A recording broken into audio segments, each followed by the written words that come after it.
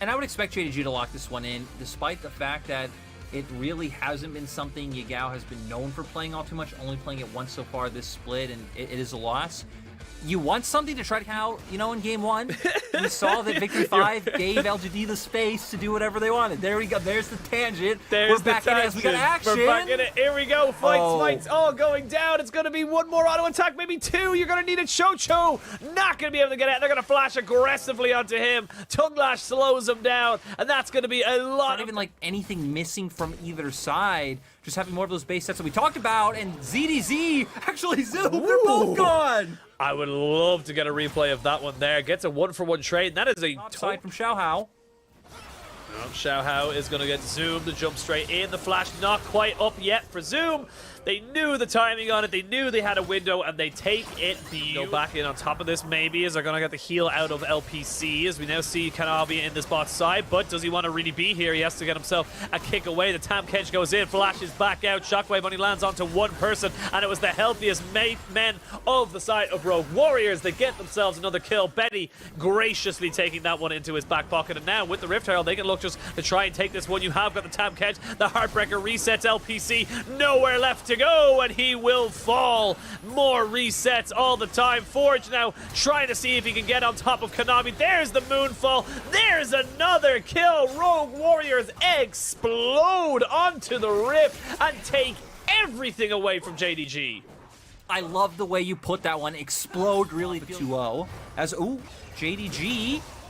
I mean, Kanavi gets behind Forge, but the Heartbreaker puts him back in. The Moonfall is there. Shockwave misses onto everybody. They're going to go in with the Showstopper and get the Dragon. Oh, my dear Lord. It's just all gone terribly wrong. Zoom in a lot of trouble. Will end up going down, but not just before you get the Callista dropping as well. There is a Devour down onto Yagao. Forge does drop. Maybe Rogue Warriors went a little bit too deep. There's a 5v4, but they're still pushing. They're still prodding, still looking, but they will not get anything else. They'll get the Dragon, they'll get themselves a kill or two, but they will lose so much more off with the objective, happy about what they got. They are going to at least be able to answer more golden topside. This turret's going to go down. They're already seeing vision you have right here. So many flank wards, so many ways of knowing exactly where Rogue Warriors are coming at you from, but with ZDZ with this Riftmaker, you have to be a little bit careful. You got to respect the fact that he's coming in. Here we go. Showstopper goes in, flash forwards, gets the Face Breaker, and of course gets the Haymaker as they try and bring him back out with the Fate's Call. The Devourer has been used. Kanavi is dead. They trade that for Set's life, but Betty is taking a lot of damage here. You can see the needlework doing work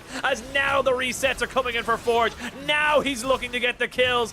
Now it looks like Rogue Warriors have finally woken up, and now Rogue Warriors will get absolutely everything again. They'll even take away all of the summoners from the side of JDG, and JDG routed in that team fight.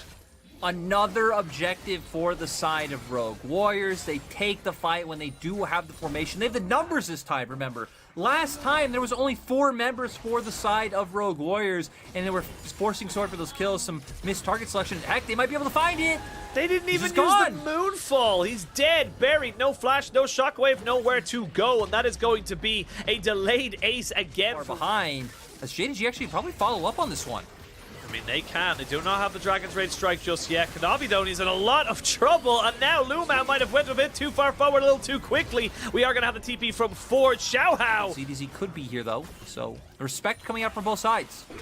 Yeah, respect coming out, but ZDC's already got that wave push. Look at the side waves. They're very much set up and nicely done there. We're going to go jump in straight away. That's the Devourer down and buried, but they stop the unburrowing from the Tam Kench, and now Rogue Warriors can rip apart this JDG lineup. Zoom trying his very, very best, but there's just not a lot that he can do about it. 3 quick kills, and the fight's over before you know it.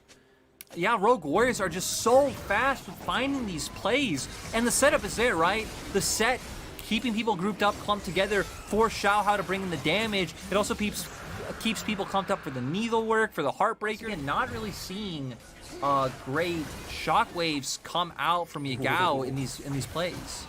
Yeah, well, we are going to see Forge jumping straight in onto Yagao, who's now has to back away. Kanavi going to be giving him a little bit of a safeguard. TP here from Zoom just to try and make this one work for them. They're going to flash in, get the knock back. Xiaohao, though, flashes himself and gets himself back into safety. Now the ice pillar dropped down. Zoom, though, not really the tankiest boy as of right now. Shockwave is good, only to take away the set, but the Trundle is dead. Now with the needlework doing its work, you can see ZDG, he's hunting. He knows he's got this like a crazed psychopath with a pair of scissors as his choice to kill and dismember his victims. He's pushing forward. Snip, snip, snip. You can hear him running down the hall. There's no escape for LPC, or is there, as they are just about able to get underneath their turret as the rest of the fight does end up going back. JDG, like in most horror movies, are just going to try and run away from the absolute terror that Rogue Warriors are putting in front of them.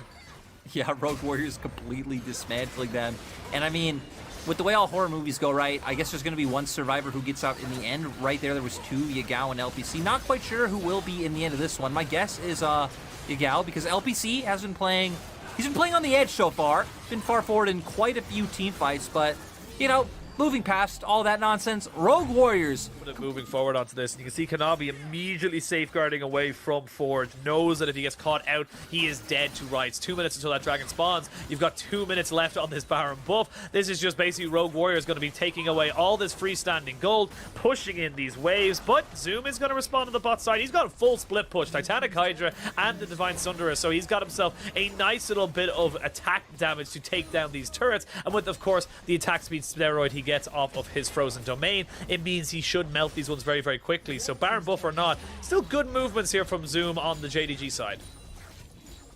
Is Zoom at least answering something on the opposite side of the map? This is typically what you would want to see, right? He's getting something, but Rogue Warriors can still just all in. Ooh, as Shockwave already down. Oh, I love it there. Kanavi was waiting to try and get the kick back, but a dash forward into the Moonfall means that you can't see everyone now pushing forward. Lumao gets his 80 carry just about out to safety, as the sequel to the previous horror movie might be continuing, as we can see now Forge going forward with the Heartbreaker, trying to jump onto Zoom. Zoom is a very, very big boy, so you gotta be very, very careful, but Betty now keeping the troll underneath his bridge. The base has been broken up. 50 seconds left now until that dragon spawns, and you still have some Baron buffs left. You can Zoom 0, 6, and 5 is still having a fantastic oh no, Lumao. Oh no, Lumao. Where are you gonna go, buddy? Where are you gonna go? Back to the fountain as quick as you can. They put you on an express ticket all the way back. You can see Kanavi now using the Dragon's Rage. LPC forced to flash away as well, as Zoom and Yagao are caught between themselves and their base. They're on the wrong side of this. The Shockwave lands. It's only on the ZDZ, but he is very healthy to keep fighting on these fights. He gets himself one more kill. Yagao trying to trade this one back. Will flash away. Will keep himself alive, but it feels like it's only a matter of time. Flash into the Crescent Strike. That's going to be enough for Rogue Warriors to take themselves the Infernal Soul, and they're going to maybe even look for the base while they're at it. I'm really happy that Xiaohao goes through the flash at the end and like, okay, screw this. I'm not chasing this one down. He is going to be killed because Rogue Warriors now can threaten more of the base. They are going to secure themselves soul. They could probably get the spawn lane turret, as we just see them do. Going to be able to get this inhibitor as well. And Yagao isn't going to be up for 26 more seconds, but looks like with the amount now with the Infernal Soul onto Rogue Warriors, they're going to be able to push these in. You can see the mini wave and bot and mid pushing in very, very nicely. ZDZ needs to be a little bit careful. Does have the Hallowed Mist, or Harrowed Mist, excuse me, to keep himself safe and away from all the slows, but Zoom is a pretty big troll right now. Has got a lot of damage in his kit, should he be able to get a couple of auto attacks on. Forge just escorting the rest of those minions in, and oh Jesus, that's a lot of damage there onto Kanavi. As you can see now on the top side, we're going to force the Devour onto Yagao. Gets himself spot out, get himself back to safety. Lumao almost taking down, but a Haymaker across. 3-man Shockwave is good, but I don't think it's going to be good enough. Behind the Nexus turrets, behind the base,